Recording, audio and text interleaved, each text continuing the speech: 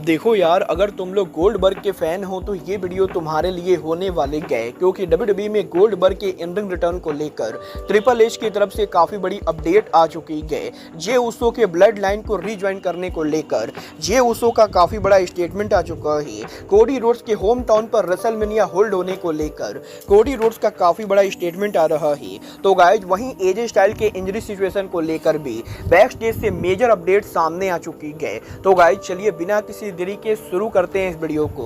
और सबसे पहले बात करेंगे hall of famer bill Goldberg की। गाइज यहाँ पर ये बात तो हम सभी लोगों को मालूम है, आज से करीबन 2 साल पहले गोल्डबर्ग ने डब्ल्यूडब्ल्यूई के ऊपर उनका आखिरी मैच रेसल किया था और इसके बाद यहाँ पर विंस मैकमैन और गोल्डबर्ग के बीच में हीट होने की वजह से गोल्डबर्ग ने कंपनी को लीव कर दिया। बट फाइनली यहाँ पर लास्ट वीक डब्ल्यूडब्ल्यूई के बैड ब्लड के ऊपर गोल्डबर्ग डब्ल्यूडब्ल्यूई के ऑन स्क्रीन के ऊपर दोबारा अपीयर हुए और वो यहाँ पर गुंथर के साथ हीटेड सेगमेंट के अंदर हमें यहाँ पर इन्वॉल्व होते हुए दिखाई देते गए। और गंथर और गोल्डबर्ग के इस सेगमेंट के बाद अब ट्रिपल एच ने सोशल मीडिया के ऊपर वीडियो अपलोड करके हमें यहाँ पर ये दिखाया है कि बैक स्टेज के ऊपर वो यहाँ पर गोल्डबर्ग से कैसे मिलते गए। और गोल्डबर्ग और ट्रिपल एच के इस वीडियो के अंदर हमें यहाँ पर गोल्डबर्ग ट्रिपल एच से ये बोलते हुए दिखाई देते गए कि वो डब्ल्यूडब्ल्यूई पर रिटर्न होकर काफी हैप्पी गए, जिसके जवाब में ट्रिपल एच ये बोलते गए कि अगर यहाँ पर डब्ल्यूडब्ल्यूई को फ्यूचर में गोल्डबर्ग की जरूरत पड़ेगी तो ट्रिपल एच 100% गोल्डबर्ग को कॉल करेंगे। और कुछ इस तरीके से डब्ल्यूडब्ल्यूई के अंदर ट्रिपल एच ने डायरेक्टली ये टीच कर दिया है कि गोल्डबर्ग पॉसिबली कंपनी के ऊपर जल्द रिटर्न करने वाले गए और पॉसिबली डब्ल्यूडब्ल्यूई के क्राउन ज्वेल के बाद गोल्डबर्ग डब्ल्यूडब्ल्यूई के ऊपर रिटर्न करके हमें यहाँ पर गुंथर को फेस करते हुए दिखाई दे सकते गए। और इस चीज के हाई चांसेस है कि सर्वाइवर सीरीज वो पेपर व्यू हो जहां गोल्डबर्ग गुंथर को वर्ल्ड टाइटल के लिए चैलेंज करे। वो देखना दिलचस्प होगा कि 8 साल पहले जिस पेपर व्यू के ऊपर गोल्डबर्ग ने डब्ल्यूडब्ल्यूई के ऊपर रिटर्न किया था, क्या उसी पेपर व्यू के ऊपर गोल्डबर्ग डब्ल्यूडब्ल्यूई पर उनका लास्ट मैच रेसल करते हैं या नहीं। बट गाइस जहां तक बात रही मैच रेसल करने की, तो गाइस लास्ट वीक डब्ल्यूडब्ल्यूई के स्मैकडाउन के ऊपर फेनोमेनल वन एजे स्टाइल के शो पर रिटर्न करके रेसल करने के बाद अब एजे स्टाइल को काफी सीरियस इंजरी हो चुकी है। और इस चीज को लेकर अपडेट आ रही है कि डब्ल्यूडब्ल्यूई के ऑन स्क्रीन के ऊपर टीवी के ऊपर डब्ल्यूडब्ल्यूई ने एजे के इंजरी को लेकर जो अपडेट दी थी, वैसे तो वो स्टोरी लाइन का हिस्सा था, बट एजे स्टाइल को सच में लास्ट वीक स्मैकडाउन के ऊपर सीरियस इंजरी हो चुकी है। और डब्ल्यूडब्ल्यूई के ओरिजिनल प्लान के हिसाब से डब्ल्यूडब्ल्यूई एजे स्टाइल को स्टोरी लाइन के हिसाब से इंजर्ड दिखाकर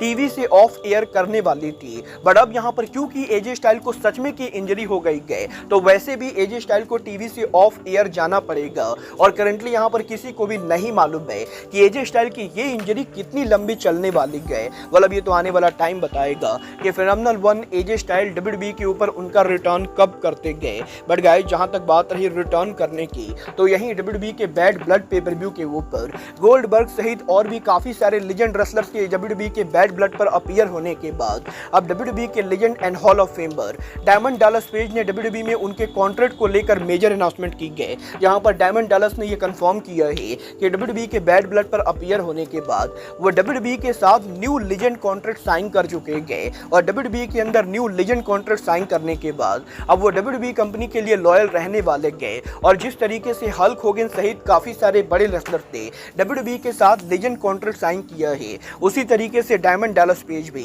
डब्ल्यूडब्ल्यूई के न्यू लेजेंड कॉन्ट्रैक्ट के अंदर काम कर रहे गए। और इसकी वजह से वो यहाँ पर डब्ल्यूडब्ल्यूई के बाहर एईडब्ल्यू जैसी कंपनीज के ऊपर अपीयर नहीं होने वाले गए। बल देखना दिलचस्प होगा कि डब्ल्यूडब्ल्यूई के अंदर डायमंड डालस पेज अगले साल रॉयल रंबल के ऊपर अपीयर होते हैं या नहीं। बट गाइस चलिए फिलहाल आगे बढ़ते और बात करते हैं डब्ल्यूडब्ल्यूई में रिया रिप्ली और डेमियन पेस के फ्यूचर की। गाइस यहाँ पर ये बात तो हम सभी लोगों को मालूम है, जब से यहाँ पर जजमेंट डे का ब्रेकअप हुआ है तब से ही रिया रिप्ली और डेमियन पेस एक साथ काम कर रहे गए। बट अब यहाँ पर इस चीज को लेकर रिपोर्ट आ रही है कि फाइनली यहाँ पर डब्ल्यूडब्ल्यूई के अंदर डेमियन पेस और रिया रिप्ली की स्टोरी लाइन अलग होने वाले गए। और डब्ल्यूडब्ल्यूई के अंदर अब यहाँ पर आने वाले टाइम के अंदर आपको यहाँ पर डेमियन पेस और रिया रिप्ली ऑन स्क्रीन के ऊपर एक साथ देखने को नहीं मिलेंगे। और डब्ल्यूडब्ल्यूई के बैड ब्लड के बाद अब डेमियन पेस और रिया रिप्ली उनके सेपरेट वे के ऊपर जाने वाले गए और दोनों यहाँ पर अलग अलग स्टोरी लाइन के ऊपर काम करेंगे।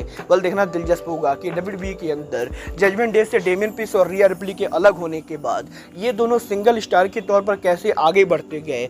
बट गाइस चलिए फिलहाल आगे बढ़ते और बात करते हैं डब्ल्यूडब्ल्यूई के अनडिस्प्यूटेड चैंपियन कोडी रोड्स की। वेल गाइस बात करें अगर यहाँ पर कोडी रोड्स की, तो गाइस यहीं कोडी रोड्स के होम टाउन पर डब्ल्यूडब्ल्यूई के बैड ब्लड पेपर व्यू के बाद अब कोडी रोड्स ने उनके होम टाउन के ऊपर डब्ल्यूडब्ल्यूई की पॉसिबल रेसल रेसलमेनिया को लेकर बात की गई, जहां पर कोडी का ये कहना है कि उनके होम टाउन पर ब्लड पेपर व्यू होने के बाद WWE का bad blood paper view indoor arena के अंदर WWE का अब तक का सबसे ज्यादा रेवेन्यू करने वाला पेपर व्यू बन चुका है। और अब यहां पर इसीलिए कोडी रोड्स ये चाहते गए कि WWE कंपनी उनके साल का biggest pay per view WrestleMania Atlanta Georgia के अंदर होल्ड करे। और कोडी रोड्स ये बिलीव करते गए कि WWE अगर यहां पर उनके होम टाउन एटलांटा के ऊपर रेसलमेनिया करते गए तो WWE का WrestleMania all time biggest WrestleMania बन सकता है। और वो ये होप करते गए कि WWE फ्यूचर में यहां पर रेसलमेनिया को कोडी रोड्स के होम टाउन एटलांटा के ऊपर लाएगी। मतलब ये तो आने वाला टाइम बताएगा कि कोडी रोड्स के होम टाउन पर WWE रेसलमेनिया करेगी या नहीं। बट गाइस चलिए फिलहाल आगे बढ़ते और बात करते हैं WWE में ब्लड लाइन के फ्यूचर की। गाइस यहाँ पर ये बात हम सभी लोगों को मालूम है, WWE के ब्लड लाइन के सिविल वॉर के अंदर रोमन रेंस और सोलो सिकोआ की हीटेड राइवलरी के बाद द रॉक ने WWE के ऊपर रिटर्न करके ये क्लियर कर दिया है कि वो यहाँ पर ब्लड लाइन के ड्रामा में शामिल होने वाले गए। बट ब्लड लाइन के इस पूरे ड्रामे के अंदर ब्लड लाइन के one of the OG member Monday night raw superstar J Uso के इन्वॉल्व होने को लेकर जे उसो का काफी बड़ा स्टेटमेंट आ रहा है, जहां पर जे उसो का ये कहना है कि वैसे तो ब्लड लाइन का ड्रामा स्मैकडाउन के ऊपर चल रहा है और जे वाइट यहां पर मंडे नाइट रॉ के ऊपर काम करते गए, बट इसका मतलब ये बिल्कुल भी नहीं गए कि वो कभी भी ब्लड लाइन के अंदर दोबारा इन्वॉल्व नहीं होंगे। और जहां तक बात रही ब्लड लाइन में रेसलर्स के एक दूसरे पर टर्न करने की, तो जे उसो लोगों को ये बताना चाहेंगे कि ब्लड लाइन के अंदर भले ही काफी बार रेसलर्स एक दूसरे के ऊपर टर्न करते गए, but at end of the day वो सभी यहाँ पर एक ही फैमिली के मेंबर है। और अगर यहाँ पर WWE के अंदर ब्लड लाइन की फैमिली राइवलरी के अंदर रोमन रेंस या किसी और को जे उसो की जरूरत पड़ेगी तो जे उसो डेफिनेटली यहाँ पर दोबारा से रियूनियन करने के लिए पूरी तरह से ओपन है। और जे उसो ने इनडायरेक्टली ये हिट कर दिया है कि वो पॉसिबली फ्यूचर में स्मैकडाउन पर जाकर रोमन रेंस की मदद कर सकते गए। वेल आपको क्या लगता है, WWE को जे उसो को दोबारा ब्लड लाइन में इन्वॉल्व करना चाहिए या नहीं? आप लोग मुझे कमेंट करके बताइए। बट गाइज अब आज की इस वीडियो में बस इतना ही। मैं मिलता हूँ आपसे अपने अगले वीडियो में। बट गाइज तब तक के लिए good bye, good night and bang.